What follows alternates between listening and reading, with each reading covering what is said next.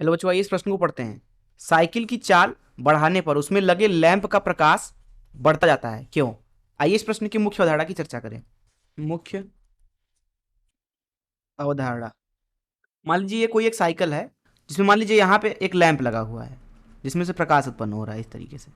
दरअसल जो ये लैंप है ये तार के द्वारा जुड़ा होता है यहाँ लगे डायनमो में।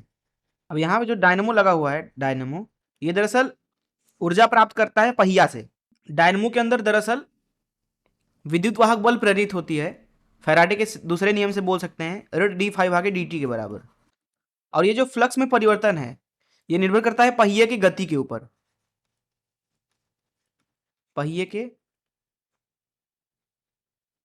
गति के ऊपर, क्योंकि जितना तेजी से पहिया घूमेगा उतना ही तेजी से फ्लक्स भी परिवर्तित होगा डायनमो के अंदर। तो इस मुख्य धारा चलिए प्रश्न को हल करते हैं। देखिए प्रश्न में हमसे बोला जा रहा है कि साइकिल की चाल बढ़ाने पर उसमें लगे लैंप का प्रकाश बढ़ता है, क्यों?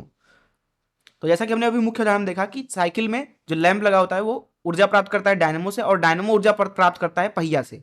पहिया जितना तेजी से घूमेगा फ्लक्स में परिवर्तन उतना ही ज्यादा होगा, इसलिए हम बोल सकते हैं कि जो उत्पन्न विद्युत वाहक बल है ई, वो भी उतना ही ज्यादा होगा। अब क्योंकि विद्युत धारा होता है आई बराबर वी भागे आर, तो ई भागे आर, तथा आर प्रतिरोध जो है अगर उसमें आई धारा प्रवाहित हो रहा है तो उसमें उत्पन्न जो शक्ति होती है पी, उसका मान होता है आई का वर्ग गुणे आर। क्योंकि यहाँ पे ई ज्यादा है तो धारा भी ज्यादा हो जाएगा अगर आप पहिया तेजी से घुमाते हैं। इस अवस्था में उत्पन्न जो शक्ति है वो भी ज्यादा होगा।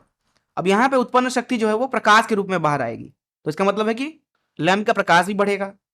मैं आशा करता हूं कि आपको इस प्रश्न का हल जरूर समझ में आया होगा। धन्यवाद।